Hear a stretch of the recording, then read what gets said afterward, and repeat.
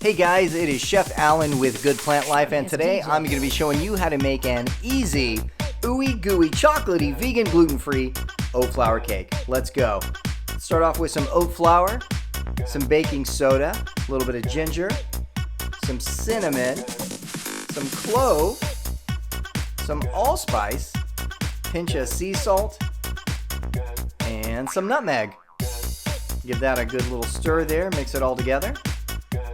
Oh, I almost forgot some chia seeds and hemp seeds. These are optional, but they taste amazing. All right, here's our apple cider vinegar. And whoa, science. We're adding some date paste, which is an all-natural sweetener, and some filtered water. Mix that all together, making sure there's no lumps. You don't have to overmix, just incorporate it. Go ahead and pour that into your 9x13 pan. Smooth. All right, next we're going to go ahead and chop up some chocolate. This is 70% cacao, but feel free to use the vegan chocolate of your choice. Sprinkle that liberally all over the top. Don't waste any of that chocolate. Pretty yummy. Uh-oh, missed a piece. There we go.